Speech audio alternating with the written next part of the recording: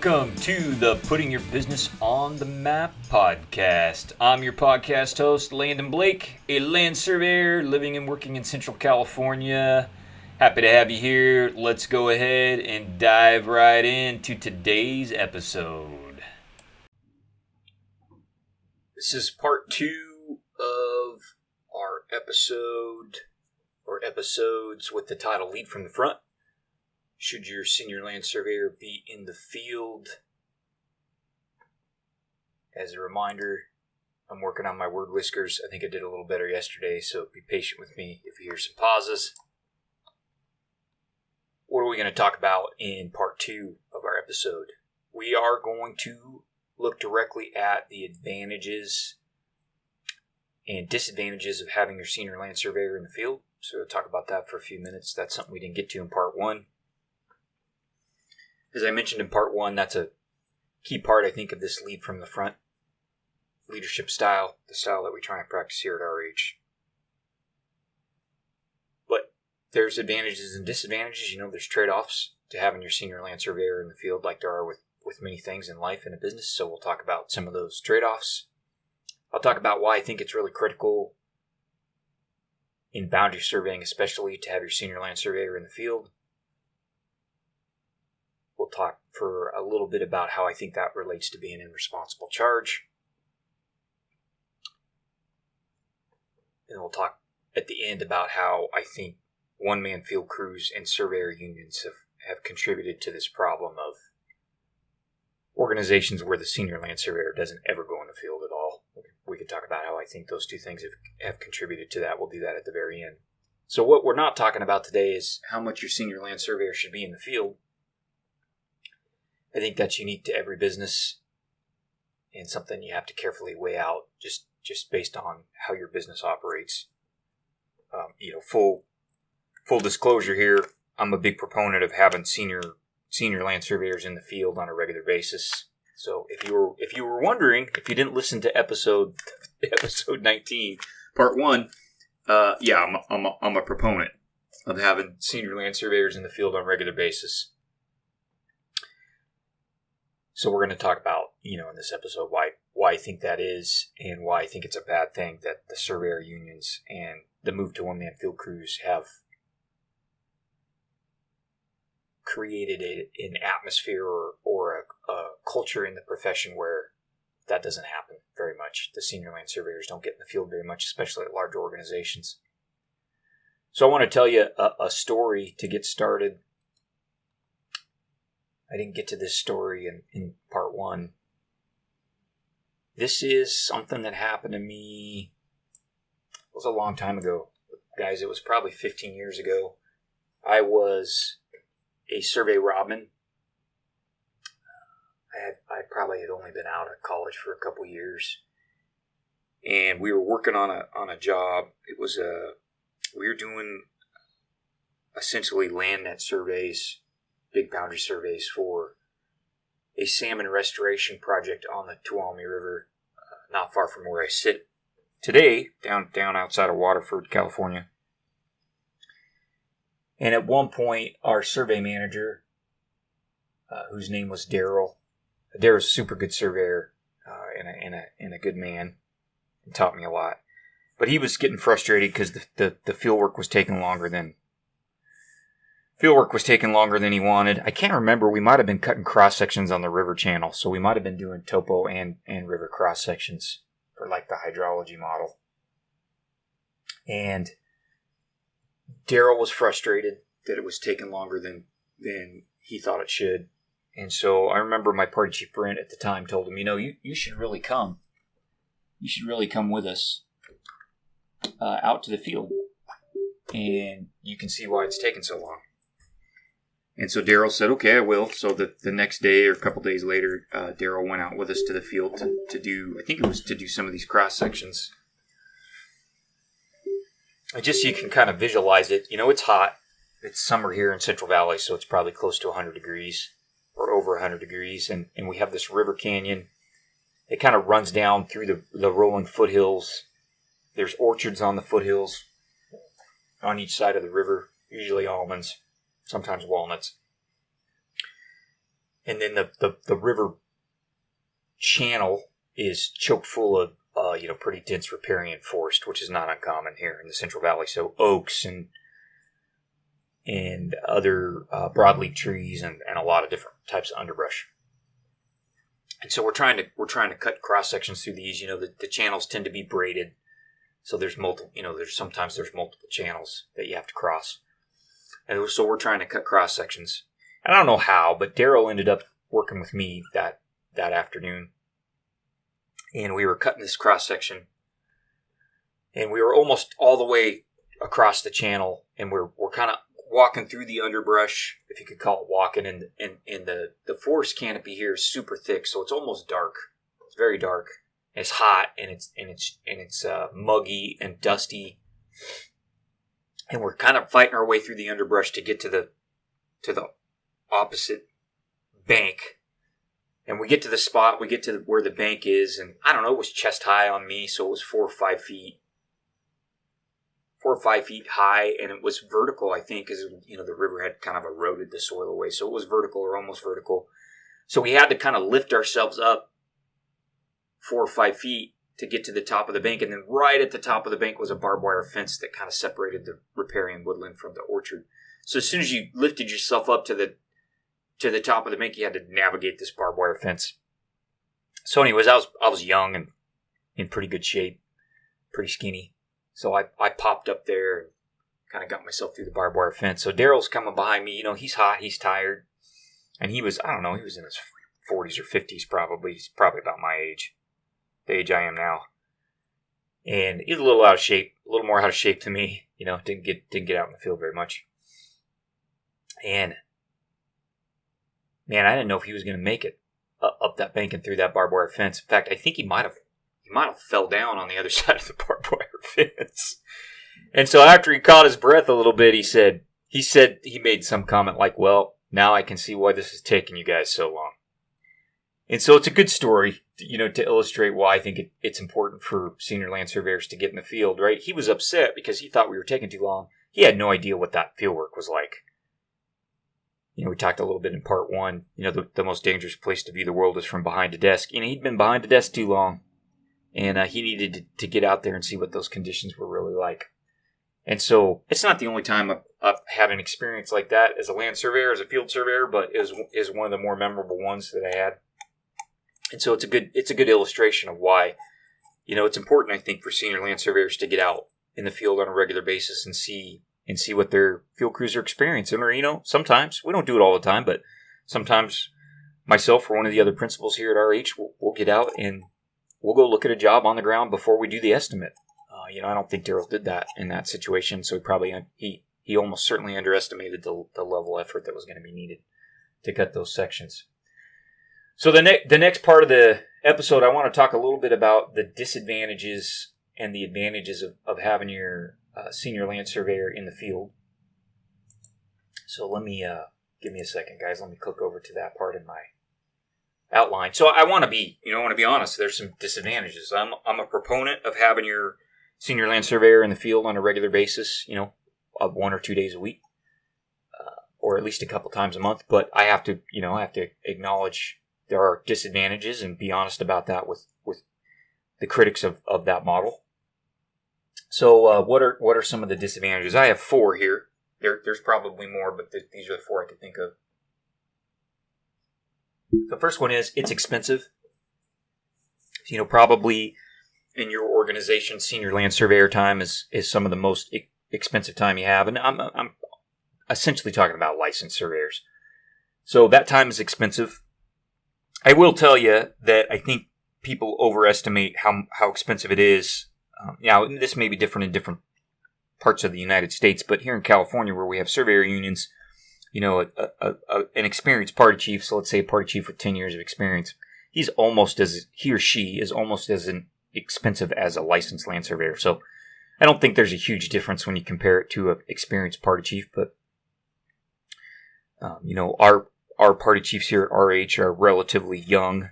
They don't have anywhere near 10 years of experience yet, and so they are significantly less expensive than a senior, than having me out as the senior land surveyor. So there is a cost disadvantage there when it comes to cost. It's not just the money. The second thing is there are opportunity costs to having your senior land surveyor in the field. And so I have to acknowledge that opportunity costs are very important in business. So, if your senior land surveyor is in the field 1 or 2 days a week, that means 1 or 2 days a week she is not doing other important things like business development, marketing, strategy, managing office staff, making sure work gets executed, doing peer review. So there are opportunity costs there. That's probably the biggest disadvantage, I would say. Number 3, this could be viewed as an advantage or a disadvantage depending on how you want to tackle it. But there's a lot of senior land surveyors that would refuse to do this, so they just will not go in the field on a regular basis. I'll let you know at RH we use this as a litmus test a little bit. So if you want to come on board here as a senior land surveyor, but you don't want to go in the field, you're probably not getting hired. So we actually use that as a filter. I may do a PYBOTM extra on that. Talk a little bit about, kind of things that we would look for in a senior land surveyor here at RH. But willingness to go in the field with your crew is one of those things. The last disadvantage is, you may work at an organization that doesn't allow this. They don't want senior land surveyors in the field. Don't quote me on this. I'm pretty sure at Caltrans, if you want to be a party chief, you have to be licensed.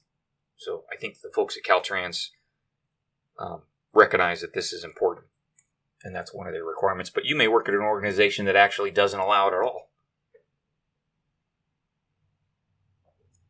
But I think there are a lot of advantages, so I want to talk about those for a few minutes. So I've got 5. So number 1, it's excellent training for your field surveyors. Hands down, no better way to train your field surveyors than to have them spend time with the senior land surveyor on the ground. Now, there are other things you can do to train your field surveyors, and they're important. And you can do, safety meetings and training days and, cross-train them to do CAD and teach them TBC. But nothing grows a field surveyor like spending time with an experienced party chief or a senior land surveyor in the field. So there's no comparison. Nothing even comes close. So excellent training for your field surveyors. That's number 1. Number 2, tight execution. I think having your senior land surveyor in the field, on every job at least once leads to tighter execution. So how does it do that? Problems are quickly identified and fixed. Opportunities are recognized and capitalized on. If there's smarter ways to do the work. You can experiment when it's appropriate to do so. That's one of the things my partner Brian is really good at is, he gets out in the field on a regular basis and he's always thinking about, is there a smarter way we could approach this kind of work? So that's great. I don't think you get that with a lot of less experienced party chiefs. Sometimes having a senior land surveyor out avoids disasters. So inexperienced party chiefs do dumb stuff sometimes. So you can avoid some disasters. So it just leads to better execution. Number 2, that's number 2. Number 3, speed. Just way faster. I've talked about this before. I think when I'm out in the field with Brian or Danny, my 2 partners, we've all been doing this 20 years or so. And we're working together on a field survey closely. We're working together. It's almost like a dance or a ballet. It's a really beautiful thing if you've ever been able to participate in it. You just kind of get in this state of flow. The other person knows what needs to be done next and what comes after that. And they can see and recognize what you're doing and they can kind of feed off of that. And it's just a beautiful state of flow. And it's something I haven't experienced very often in life, but it's one of the really beautiful things I enjoy about working with Brian and Danny in the field. I don't get to, besides they're just fun guys to hang out with, I don't get to do it very much. There's not very many jobs when we get to be out on the ground at the same time, but when we do, I really relish it. It's one of the most rewarding things about being at RH. And so there's just, if you can do that, there's some advantages there, right? To speed and execution. I think it's good. It's good for quality. You're gonna, us old guys have made a lot of mistakes and we've learned a lot of things the hard way. So I think you're just going to get better results a lot of times. And then I want to just take a couple minutes and talk specifically for boundary surveys. I think it's really important that your senior land surveyor be on the ground for every boundary survey. So that allows for on the ground evaluation of corner location evidence. It allows for on-the-ground evaluation of physical occupation, and it allows for on-the-ground evaluation of unwritten rights. Those are things most inexperienced party chiefs do not know how to do. And I think it's really important for the senior land surveyor to be there. I'll do a PYBO team extra just on this topic for the people that support us on Patreon, but I will let you know, I try and hit the ground on every boundary survey that we do here at RH. My partner Danny is licensed now, so he'll be able to be on the ground for his boundary surveys. But in 4 years, I can only think of 2 surveys where I haven't been on the ground, boundary surveys. We had one boundary survey we did in the Bay Area where the client decided to switch consultants, partway through her project, and it was okay. We didn't get fired. She needed to work with a civil, and so she hired a civil that had some survey capability in-house. So I didn't get a chance to get out on the ground on that one like I wanted because it ended early. And then we've got another little survey we did a couple months ago that I haven't had a chance to get up and look at, but it's on my list of things to do. So I'm hopeful that there will only ever be one boundary survey that I sign that we don't have a licensed land surveyor on the ground. So I think that's important. We'll do a PYBO team extra and talk about that a little more. So those are advantages of the model. So let me just run through them again real quick. Number 1, excellent training. Number 2, tight execution. Number 3, speed. Number 4, quality. Number 5, it's really important for boundary surveys. There's certain things that need to happen on the ground during a boundary survey that I think only a senior land surveyor is qualified to do most of the time. Okay, I also want to mention that for our company in particular, one of the reasons I'm a proponent of this model is that for our company, for RH, there are just some advantages to this because of the type of company that we're running. It's just this system of having the senior land surveyor on the ground on a regular basis is just a good fit for our business model. So we sell speed, quality, expertise, and problem solving. Those are the things we sell. I don't sell low price. That is the one thing we do not sell here. At RH. Now, I think we're affordable, especially compared to larger civil firms in the Bay Area or Sacramento, but I'm never the cheapest. So we don't compete on low bid. We sell speed, quality, expertise, and problem solving. Part of how we do that is by having a senior land surveyor on the ground. We tackle challenges of complexity and scale. So we do big surveys, we do complicated surveys, water boundaries, unmapped parcels, large projects, large geodetic control networks, and we train our surveyors from the ground up. I know I've mentioned this on the podcast before, but I had a recruiter for a large national survey civil company tell me one time, "We're not in the business of training land surveyors." I couldn't even believe that came out of her mouth. Yeah, well, at RH we are in the business of training land surveyors, and so that having a senior land surveyor in the field fits that model well. We train surveyors from the ground up. So it's a good fit for us. I also think it fits the lead from the front leadership style really well. And so we talked about that in part 1. It allows your leaders, your senior land surveyors to model good behavior. It allows them to set the example. It allows them to share hardship with the field crews. And, I've talked about this before. There's nothing you do in the office that is as tough as being a field surveyor, period, full stop. And so if you want your leaders to experience hardship with your team as a survey company, I think, I don't know how you do that if those leaders aren't in the field at least occasionally, because that's where a huge part of the suffering happens. I'm not saying that when you're on your 10th KOGO for the day in the office, that isn't a little bit of suffering, but it's just not quite the same. So I think having a senior land surveyor on the ground fits the lead from the front leadership style very well. Okay, so that brings us to the next thing I wanted to talk about, which is why do people get so upset when we talk about this? So the whole inspiration for this two-part series here on the podcast was my partner Brian had posted a picture of when he was in the field and had talked about a little bit about in the post about how he liked working at a place where he got to be in the field on a regular basis. And I had one or two people. So I supported that post with a comment, and I had one or two people get pretty fired up about that, about the post and about my comment, and I got nasty, like cursed on the LinkedIn comment thread, which I thought was unnecessary and unprofessional. And yeah, people, and it's not the first time. People get fired up when we talk about this. And so I want to talk about why I think that is. And what I think, if you're not a proponent of this model, in other words, if you don't think your senior land surveyor should be in the field, I don't have a problem with you talking about that. I just think you should make an intelligent defense and not resort to profanity and name calling. And look, I'm not going to tell you, like, if I hit my hammer if I hit my thumb with a hammer, there will probably be some choice words that will come out of my mouth. But I try not to curse, and I'm a religious man, and I work hard not to curse, and I certainly don't think dropping the F-bomb or the S-bomb is appropriate in a professional forum like LinkedIn. So yeah, people got really fired up. Why? Why do people get so fired up? Well, first thing I have to say about that is it's not my job to defend your system. I talk about what makes RH different and why I think that adds value to our clients and our employees. It's not my job to defend your model. If I liked your model or your system, I'd be using it. I don't like it. That's why I started, part of the reason I started RH is because I wanted to do things differently. I didn't want to do things like they were done at every place I ever worked. And that includes never letting your senior land surveyor out in the field. I run my own company now, and senior land surveyors get to go in the field because that was intentional. So it's not my job to defend your system. And so here's what I think the real problem is, and I'm going to be honest, and this is going to ruffle some feathers, but that's okay. It's my podcast, so I can ruffle feathers every once in a while.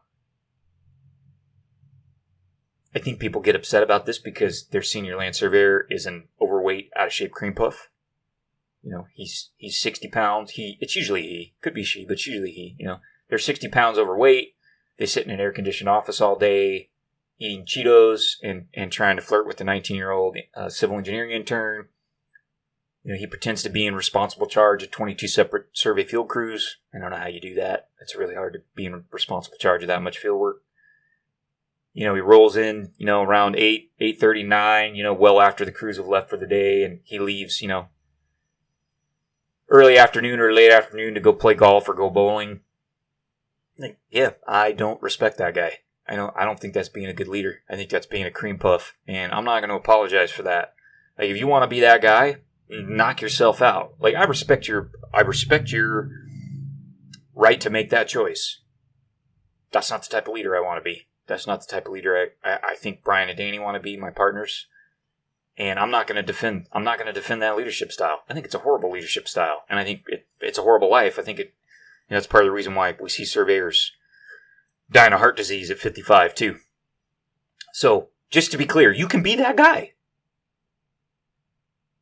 I don't think it's an effective way to lead a survey organization, and I don't think people should get bent out of shape when I say that on, in a professional forum. If you want to defend that model, we talked about it. There's some advantages to not having your senior land surveyor in the field. I talked about 3 or 4 of them. Make an intelligent defense, and I'll acknowledge. I'm honest enough to acknowledge those advantages. But don't tell me I'm an idiot, because I'm not an idiot, and I don't think that's a great model. I don't think that model where your senior land surveyor is working 6.5 hours a day while the field crews are working 13s in the heat or the cold. I don't think it's a good model. I think it's a horrible model. It's a horrible way to lead. So make an intelligent defense. And just to be clear here, I don't think it's a good system. I don't think it's a good leadership style. I don't think it's good for your clients. I don't think it's good for your team. I don't think it's good for the 19-year-old civil engineering intern that has to be harassed, by you when you're in the office all day. I think it's mostly good for the cream puff senior land surveyor. And when I say good, I don't mean healthy. I mean, that's a comfortable life for them. Yeah. I think if you're going to be a leader, comfort should be pretty far down your list of priorities. If you don't like that, don't be a leader. And like I said, it's not a good way to lead. It's not. That's about what's good for the, what's comfortable for the senior land surveyor, not about what's good for the team or good for the client, period, full stop. Now, one of the things that I hear when people get upset that we promote our lead from the front style here at RH, the critics of that style, one of the things they'll say is, well, I don't have a choice, and you shouldn't be talking bad about me because I don't have a choice. I'm not allowed to go in the field, or I can't afford to go in the field. I don't believe that. That's a bullcrap answer. I'm sorry, it just is. That system where the senior land surveyor doesn't go in the field, that is a result of choices. That somebody has made those choices. Now, it may not be the senior land surveyor. Maybe it's the civil engineers that are running that company. That could be too, but I don't want to hear about how you don't have a choice. That system is a result of choices. It's choices by the executive management team or choices by the surveyor in responsible charge. Most senior land surveyors that are running a survey team or survey department have the power to change that. And if they don't have the power to change that, they should probably change jobs. I would argue if you don't have the power to put yourself in the field once a week or once every couple weeks, if you don't have that power as a survey manager, you are not really in responsible charge. There's no sugarcoating that. And that's not a position I would want to be in as a licensed land surveyor. So I think you have to ask some serious questions if you're working at a place that won't allow you to go in the field once every 2 weeks. I think that's an issue. I don't know how you can look at people with a straight face and tell them you're in responsible charge of your field work if you're not allowed by some civil engineer to go in the field once a week or once every couple weeks. So don't tell me that. Don't tell me you don't have a choice. I think that's bullcrap. Okay, to finish up, now that I've stirred the hornet's nest with that little spiel, to finish up, I just want to tell you, I understand why we've gotten to this place in the profession. I don't think it's healthy for us as individuals or as a profession. I don't think it's good, but I understand part of why we got here. So I want to talk about a couple of reasons why I think that is. Now, this may not apply across the United States, but it certainly applies here in California. So one is the role of the surveyor unions. Now, not everybody understands if you're depending on where you are in the United States, you may not even realize there are surveyor unions. There are surveyor unions. So they're a big thing in California. So in California, we have survey unions. I'm sure there are surveyor unions in other parts of the United States. Surveyor unions have very strict rules about when office surveyors can go in the field and when field surveyors can go in the office. They're very strict. As a general rule, you are not allowed to send your office surveyors into the field. Now, there's a little more flexibility if you're the licensed surveyor, but not very much. Not very much. And if you're the land surveyor, the union will allow you to go in the field, but you are not allowed to touch the measuring equipment. Period. Now, the reason for that is because they don't want you taking work hours away from their union members. That's the root cause of the rules. But I think the rules are really corrosive, and they create this situation where you can't cross-train. I need to do a whole episode about surveyor unions, but they create this environment where you can't cross-train, and they build this iron wall between the field and the office, and it's not healthy. Now, one of the results of that, surveyor unions have been around in California for decades, and that attitude that office surveyors don't go in the field has just permeated large civil survey companies in California, and it's a horrible, horrible thing for the profession. It's one of the worst things the union has done, I think, has done to the profession, has created that wall. And so I think that's one of the reasons why, if you're an office surveyor and you grow up in a union firm, you just grow up with the idea that office surveyors don't go in the field, that's work for the crews, and you don't cross that boundary, and I think it's a bad thing. Okay, so now that I'm done picking on the union, the other reason I think this has happened to our profession is we kind of migrated to one-man field crews. In the early 2000s, we made that migration, partly because the technology allowed it and partly because of the recession. So we did that throughout the 2000s. And when we moved to that model of one-man field crews, what that really put the emphasis on was productivity. And in field work was all about productivity and not on training or safety. Now, I will give the union some credit here. The union requires a certain number of hours be given to apprentice surveyors, so they mandate two-man crews for a certain portion of the work. So typically, the one-man crew problem is really a problem with non-union firms. But when we made this move to one-man crews, and we need to just do a separate episode just about one-man field crews, we lost an important avenue into the profession. That's how a lot of entry-level being the Robin on a 2-man survey crew was an important entry into the profession. That's how I got into the profession. My first job was as a Robin. And so we've eliminated that. And another thing we did is we eliminated a lot of the one-on-one hands-on training, right? That's how you got a lot of your one-on-one training as a surveyor. It's you worked as a Robin on a 2-man crew, and you were with a party chief every day who, if you had a good party chief, was teaching you. And so we got rid of that when we went to one-man field crews. Now, I'll tell you, we only run 2-man survey crews at RH. And if we're running a one-man crew, I'm not going to tell you we never do it, but if we do it, like somebody is sick or in the hospital. So we run one-man field crews. We run 2-man field crews all the time for safety and for training. Now, that can be a competitive disadvantage. I'm not going to lie. But it also means I don't get into bidding wars for experienced party chiefs because we're growing our own. We're growing our own party chiefs here, and I'm really proud of that. Now, we'll talk more about, what are the advantages and disadvantages of one-man crews maybe when we do that episode. But I mentioned it here because I think that's part of what has created this. When we moved to one-man crews, we lost that focus on training field surveyors. We just stopped training field surveyors. And it was a really bad thing for the profession. And so I think this part of how we're trying to fix that at RH is by making sure our senior land surveyors get to spend time on a regular basis in the field. Now, I'm not in the field 5 days a week, most weeks. Now, coming up next week, I'm recording this on a Sunday. Next week, I've got a party chief out sick. He's probably going to be out most of the week, and it's a short week. It's July 4th week. So I'm going to be in the field maybe 4 days next week. That doesn't happen very often. It usually happens when somebody's sick or on vacation. But there are weeks when I'm out in the field 4 or 5 days, or when we get a big job.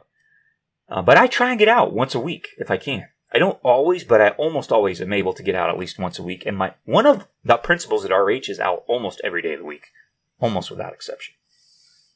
And so we're proud of that here. That's part of how we train party chiefs. Okay, so in conclusion, what did we talk about today? We talked about the disadvantages of having your senior land surveyor in the field. There were 4 of them. We talked about the advantages of having your senior land surveyor in the field. I believe there were 5. I talked a little bit about why people get upset. We promote this lead from the front style at RH. Part of that is having our senior land surveyors in the field on a regular basis. People hear that, they get upset. I talked a little bit about who are those people? Yeah, I think they're cream puff office surveyors, who are out of shape and working a 6-hour day while their crews bleed. And yeah, I don't respect people that lead in that way, and I certainly don't think the benefits of that model outweigh the costs. I think that model is a result of essentially selfishness on the part of the leader and some of these legacy things that we have from the surveyor union and the move to one-man crews, which you talked about there at the end. So, there you go. This episode ought to get some people fired up, right? That's good. That means I'm being effective in my message. So what are we talking about in the next episode? We're going to switch gears. In the next episode, I want to make sure I don't mess that up. The next episode, we are talking about finding good clients.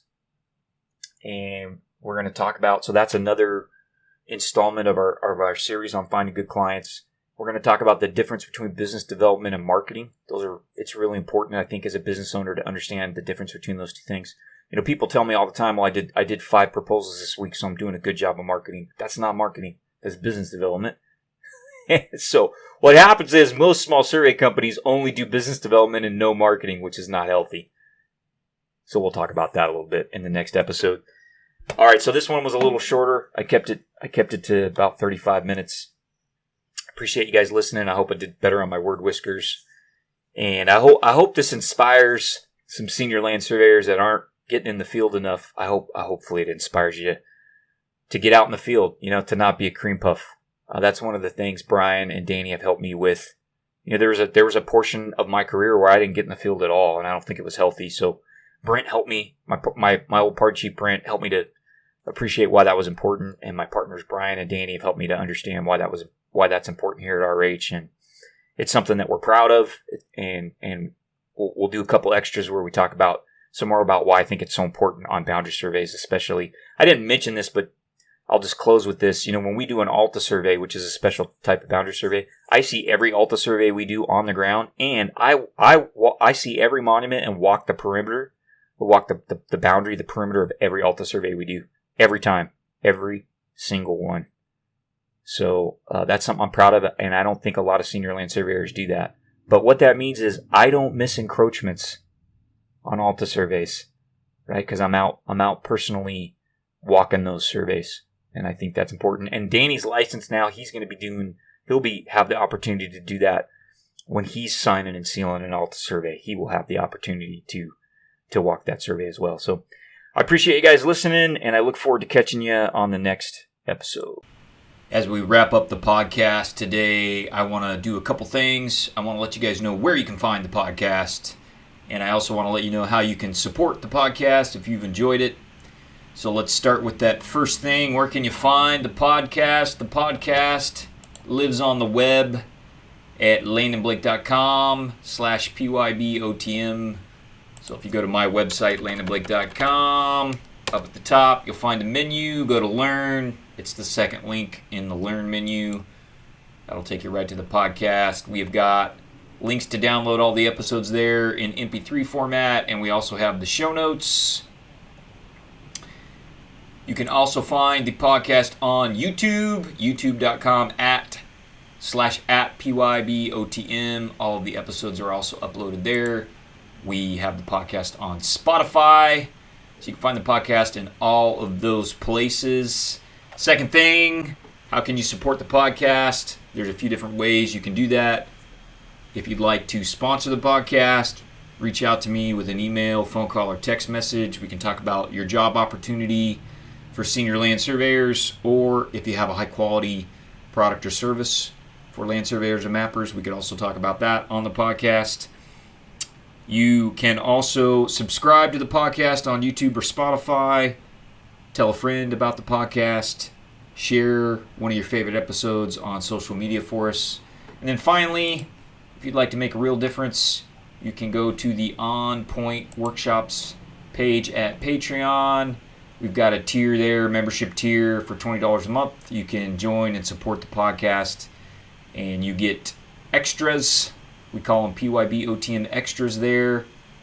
So we try and do one or two extras from each episode, video and audio, as just a little thank you to the folks that support us for $20 a month. So if you got the price of a medium pizza in your budget and you want to support the podcast, the best way to do that is on Patreon.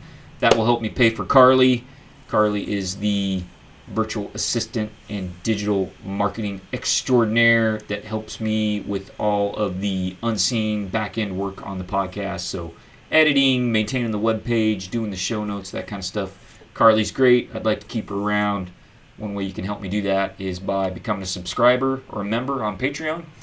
So appreciate everybody that's done that already, and I also appreciate the thank you notes I've gotten from several of you for the podcast. That makes a difference. I know everybody's busy. I appreciate you guys taking some time out of your busy schedule to send a thank you note. So please support the podcast, and we will catch you guys on the next episode. Thanks.